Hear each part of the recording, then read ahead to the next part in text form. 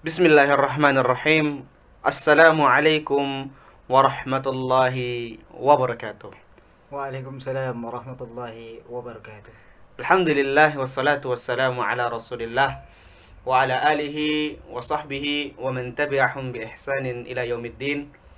Asyhadu an la ilaha illallah wahdahu la syarika lah wa asyhadu anna Muhammadan abduhu wa rasuluh la nabiyya wa la rasulahu ba'da amma ba'du. Kaifa haluk Ustaz? Alhamdulillah khair insyaallah. Alhamdulillah, masya Allah. Sehat Ustaz di hari ke berapa ini Ustaz, kita masuk ke empat Ustaz ya? Kelima. Hari kelima Ustaz. Masya Masya Allah. Nah di hari kelima bulan Ramadan ini ya kita diberikan Allah Subhanahu Wa Taala kesehatan sehingga di awal-awal Ramadan ini kita harus semangat begitu Ustaz, sehingga dapat menyelesaikan Ramadan dengan semangat berikutnya begitu Ustaz. Nah sebelum kita masuk ke pembahasan kita, ya pemirsa Muin TV dimanapun berada, ya pada sore hari ini kita kedatangan Ustadz Muhammad Saleh, betul Ustaz? Betul. Ustadz Muhammad Saleh yang akan membersamai kita pada acara ngopi, ya hari kelima ini, ngobrol perkara iman, ngopi Ramadan Ustaz. Jadi tema podcast kita ini, ya di tahun ini temanya ngopi Ustaz. Ngopi Ramadan, ngobrol perkara iman di bulan Ramadan. Masya Allah. Masya Allah. Luar Dengan biasa. harapan obrolan kita ini bisa meningkatkan iman, baik saya pribadi dan juga nanti para pemirsa yang ada dimanapun, begitu Ustaz. Amin insyaallah.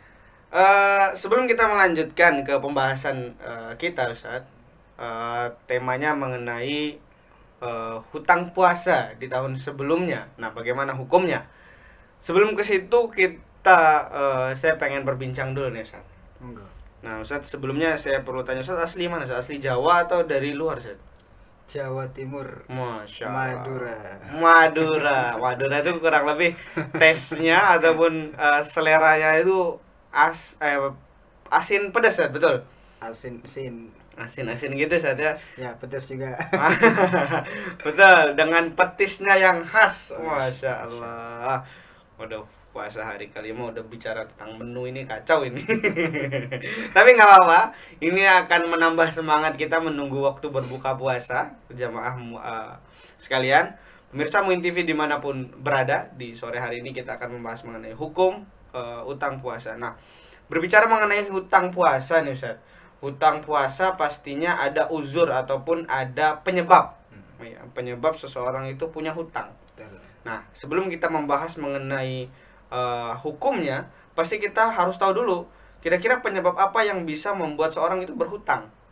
Nah, ada kemudian yang orang itu menganggap bahwasanya, oh saya punya hutang puasa karena kemarin waktu tahun lalu itu saya haus. Jadi siang-siang saya haus, ya saya minum aja, maka dianggap sebagai hutang. Nah, uzur-uzur seperti apa Ustaz yang dikategorikan sebagai hutang itu?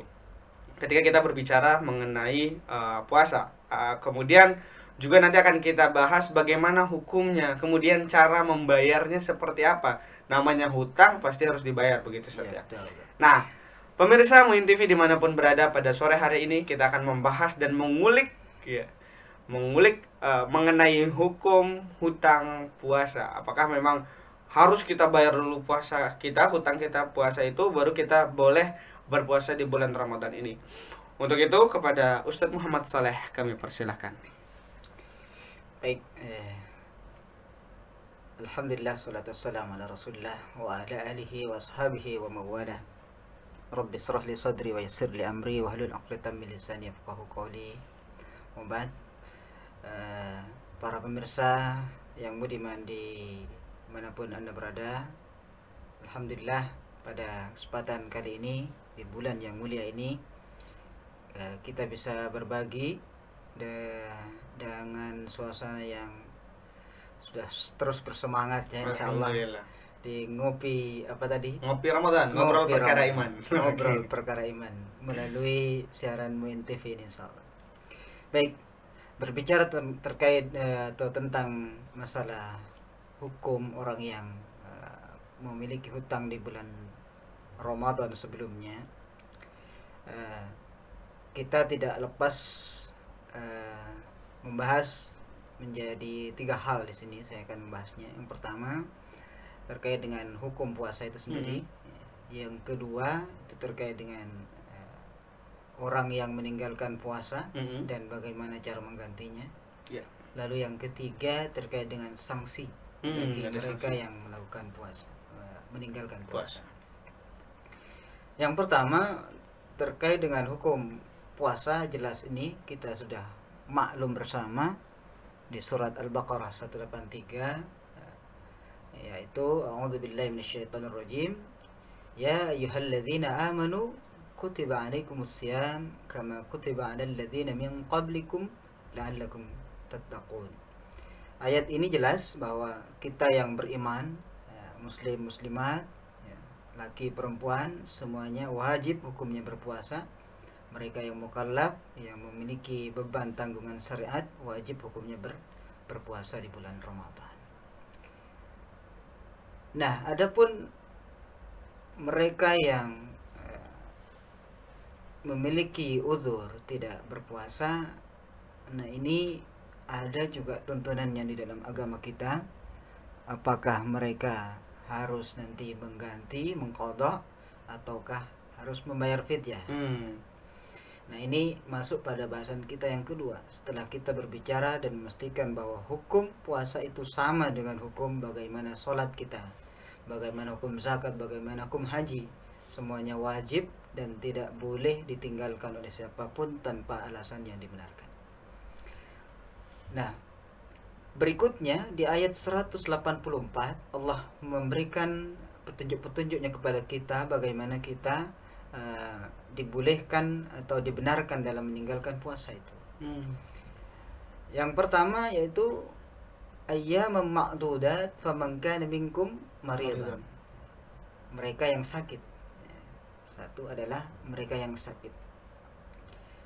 Aw ala safarin. Yang kedua adalah mereka yang safar. Nah, ini adalah kelompok yang pertama yang memiliki diberikan uzur oleh Allah, dibenarkan tidak berpuasa, boleh meninggalkan puasa kalau dia marid, sakit, ataupun dia sedang safar. Nah, kategori yang pertama ini cara mengganti puasanya adalah dengan cara mengqadha di hari selain Ramadan. Artinya setelah Ramadan ini selesai, baru nanti setelah bulan Idul Fitri baru kita dibenarkan untuk melakukan qadha. Tapi mohon maaf Ustaz, sebelum kita melanjutkan itu, tadi dua kategori tadi, yang pertama adalah maridon au ala safarin. Untuk yang maridon ini kategori marid yang seperti apa? Kadang kan kita, saya lagi sakit hati nih, saya nggak mau puasa aja gitu. Masuk ke kategori maridon itu atau bukan Ustaz? Nah, gimana itu? Untuk sakit di sini tentu yang kira-kira ukurannya adalah lagi-lagi ini kembalikan kepada orang setempat. Bagaimana orang hidup disebut sakit. Betul. Jadi bukan hanya sekadar menggundah gulana, kurang rekreasi misalnya. Iya, betul. Itu kemudian menyatakan saya ini sedang sakit. Nah, ini tentu sudah maklum bahwa orang sakit yang dibenarkan untuk atau dibolehkan tidak melakukan membatalkan puasa itu sakit seperti apa. Bisa jadi kita yang bisa mengukur itu. Oh gitu, dari pribadi Ustaz ya? Ya. Dan memang ayat ini tidak dibatasi, artinya sifatnya umum. Sakit seperti apa yang dibenarkan atau dikategorikan dia boleh membatalkan puasa. Yang jelas secara umum kalau kita dikategorikan sakit, ya paling tidak ukurannya ya medis lah ya. Nah, bisa kita konsultasi kepada orang yang memang ahli dalam bidang kesehatan bahwa kita ini ternyata sakit, sehingga dia dibenarkan untuk meninggalkan puasa tadi. Kemudian golongan yang kedua, wa 'alal ladzina yutiqunahu fidyatun ta'am miskin. Kelompok yang kedua yang dibolehkan atau dibenarkan uzurnya meninggalkan puasa, yaitu adalah mereka yang berat untuk melakukan puasa. Nah, di sini ada beberapa penjelasan hadis terkait dengan orang yang dikategorikan yutiqunahu ini, orang yang berat dalam berpuasa. Pertama, ada sebuah hadis yang riwayat yang menyebutkan intinya adalah rukhisa atau rukhisa lisyaihi al-kabir, orang yang tua renta. Udah sepuh banget Ustaz. Orang sudah sepuh. Nah, ini lagi-lagi kalau eh, dilihat secara ukuran orang dinyatakan sebagai tua itu ya 60 ke atas, masa-masa pensiun. Nah, nanti bisa dilihat apakah tua rentanya dia betul-betul ketika berpuasa berat atau enggak. Nah, kalau dia merasa berat berpuasa berarti dia masuk pada kategori itu. yutikunahu. Nah, itu yang pertama. Yang kedua, disebutkan juga dalam hadis itu orang yang hubla wal murdi. Wanita yang menyusui dan wanita yang hamil dan menyusui. Ini dibenarkan meninggalkan atau tidak berpuasa, tapi itu tadi caranya bukan qadha, tapi bayar fidyah untuk orang miskin, membayar fidyah. Nah, dua kelompok ini yang dibenarkan atau disebutkan dalam ayat Al-Baqarah 184 bahwa mereka yang beruzur secara syar'i dan dibenarkan secara syariat dengan dua cara ini, mengganti dengan qadha di lain hari selain bulan Ramadan, tapi yang membayar fidyah itu di dalam bulan Ramadan. Nah, bagaimana kalau seandainya mereka yang punya utang tahun-tahun sebelumnya? Nah, kita kemudian bisa menduga bahwa kewajiban Ramadan tadi kita sudah bahas bahwa wajib hukumnya, maka tetap dilakukan. Dan bagaimana dengan hutang sebelumnya?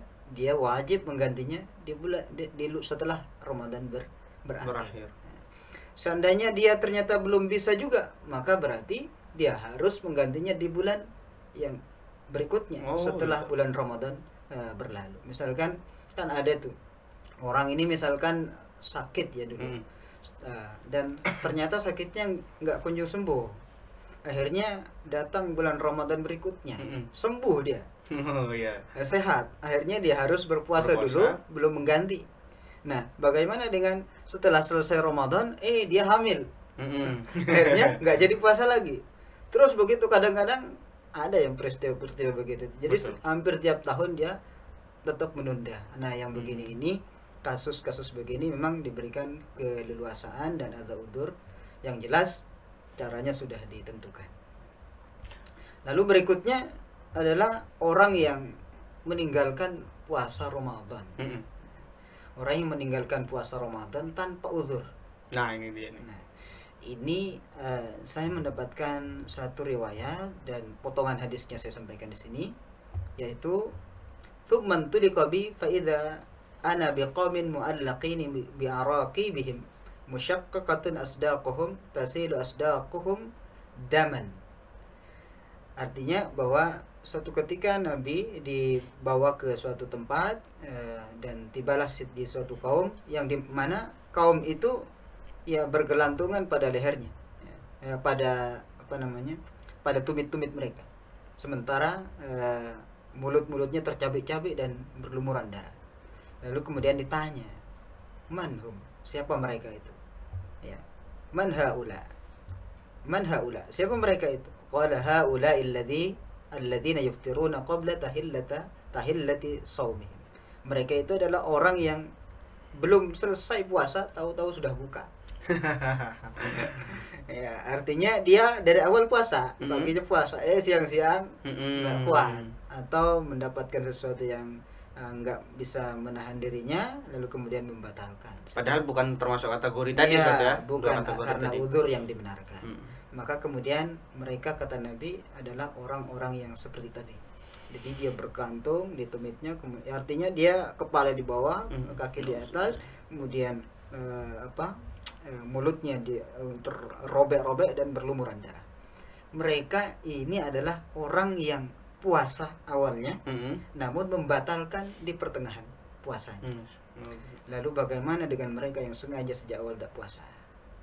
Saya yakin dan bisa mafhum jauh lebih berat hukuman sanksinya.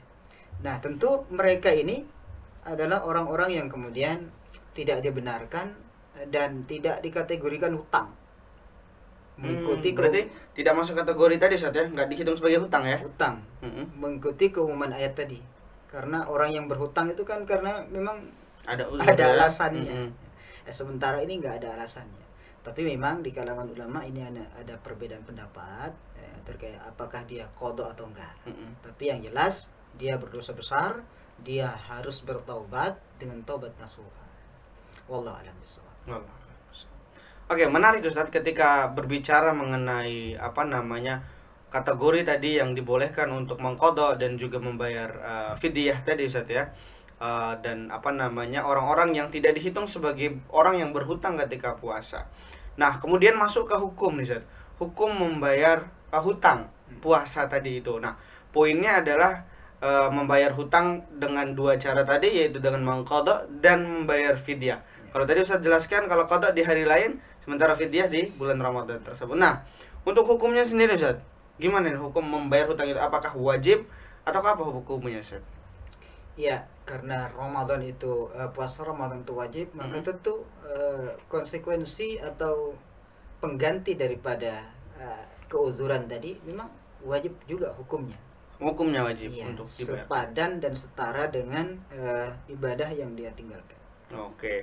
Dan nah, ini pemirsa Muin TV yang dirahmati Allah Subhanahu wa taala, uzur itu adalah sesuatu yang hadir dan itu membuat kita apa namanya masuk ke dalam kategori tersebut. Bukan uzur yang kita buat-buat Ustaz ya. Kayak misalkan, wah saya ini udah sakit, wah saya ini udah lemes banget, udah nggak mampu dan lain-lain. Padahal ya sebenarnya dia mampu. Kadang ya kalau kita zaman sekarang itu motor-motor Beat, motor-motor Supra itu kadang harus diservis itu ketika bulan Ramadan. Kadang suka belok sendiri ke warteg gitu. Nah, itu tuh. Itu perlu kita servis juga seperti itu ya. Nah, itu yang menjadikan oh, nanti aja lah, mending saya ganti di hari lain ya. Padahal orang-orang seperti itu bukan termasuk ke dalam kategori hutang tadi, Ustaz ya. Dia telah melakukan dosa yang sangat besar yang ancamannya sangat serius. Dan cara untuk menebusnya adalah bertaubat kepada Allah Subhanahu wa taala. Insyaallah. Oke, baik. Ini menarik, sudah terjawab semua insya Allah pertanyaan-pertanyaan yang ada dari pemirsa Muin TV dimanapun berada. Namun sebelum kita closing nih Ustaz, mungkin kami bisa apa namanya, Ustaz bisa menyampaikan closing statement terkait dengan hutang puasa di bulan Ramadan ini, karena mungkin banyak orang yang menyepelekan tentang puasa Ramadan ini. Karena kita tahu sendiri bahwa Ramadan ini adalah sebuah kewajiban bagi seorang apa namanya Muslim, dan dia bagian dari rukun dari Islam itu. Nah, sehingga padahal hal ini penting tapi banyak disepelekan, sehingga hutang-hutang pun ketika saya tanya, kamu puasa kemarin berapa lama bolongnya gitu kan, kita sering dengar istilah bolong gitu Ustaz ya. Puasanya berapa hari bolongnya? 10 hari tahun kemarin. Udah dibayar belum? Belum, kayaknya tahun depan aja ya, bisa nggak ya? Nah, itu gimana Ustaz bagi orang-orang yang menyepelekan membayar hutang puasa itu? Ya. Baik, bismillahirrahmanirrahim. Dari penjelasan yang saya jelaskan atau paparkan di awal tadi, bahwa ada orang-orang yang memang diberikan uzur untuk meninggalkan puasa dan itu diterima, dibenarkan. Dan ada juga orang yang meninggalkan puasa karena hawa nafsu. Atau ada orang juga yang punya uzur meninggalkan puasa, dia membatalkan puasa, dan kemudian setelah saatnya dia mampu untuk membayar hutangnya, namun dia terus menunda dan menunda. Nah, dosanya adalah dosa kelalaian, dia menunda-nunda. Jadi sama-sama berdosanya orang yang menunda-nunda karena dia membayar hutangnya ditunda-tunda sehingga tiba Ramadan berikutnya, dan juga mereka yang sengaja melakukan pembatalan puasa tanpa ada uzur, dan ini adalah dosa yang sangat besar. Oleh karena itulah umat Islam seharusnya mempelajari dengan baik bahwa puasa ini posisinya setara dan sepadan dengan rukun-rukun Islam yang lain, di mana rukun Islam itu diibaratkan sebagai tiang dalam agama kita. Jikalau tiang ini roboh, kita robohkan, maka robohlah agama kita, bangunan kita ini. Maka runtuhlah semua tatanan kehidupan kita dan tak bermakna di sisi Allah Subhanahu wa taala. Oleh karena itulah sanksi bagi mereka yang meninggalkan dan meremehkan ajaran agama ini, kewajiban ajaran agama ini, diancam dengan ancaman yang sangat berat dan termasuk dosa besar pelakunya, sehingga dia wajib melakukan taubat dengan taubat nasuha. Dia bersungguh-sungguh untuk tidak mengulanginya di tahun-tahun mendatang dan melakukan kebaikan-kebaikan dan amal soleh yang sebanyak-banyaknya setelah bulan Ramadan berakhir. Wallahu a'lam. Nauzubillah min dzalik. Semoga kita tidak termasuk ke dalam orang-orang yang diancam oleh Rasulullah tersebut Ustaz ya. Dan kita tidak boleh menunda-nunda. ya namanya uzur pasti semua orang mungkin akan menemukan hal tersebut. Tapi ya ketika sudah diberikan keringanan oleh Allah Subhanahu wa taala, maka keringanan itu harus kita tunaikan segera. Kita selesaikan segera, kita bayar hutang kita segera. Ya namanya hutang pasti ada masa temponya Ustaz ya.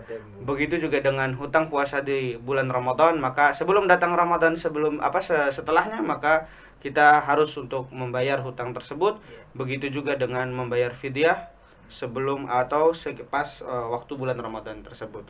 Terima kasih Ustadz Muhammad Saleh atas pemaparannya pada sore hari ini di awal-awal Ramadan ini. Semoga Allah memberkahi kita semua, memberikan semangat kepada kita semua. Amin. Untuk menjalani puasa ini dengan semangat dan keberkahan dari Allah Subhanahu wa taala. Mari kita sama-sama tutup. Terima kasih Ustadz atas kehadirannya dan sharingnya. Mari kita tutup dengan membaca hamdalah alhamdulillahirabbil alamin dan doa kafaratul majlis. Subhanakallahumma wa bihamdika asyhadu an la ilaha illa anta astaghfiruka wa atubu ilaik. Assalamualaikum warahmatullahi wabarakatuh. Waalaikumsalam warahmatullahi wabarakatuh. Terima kasih.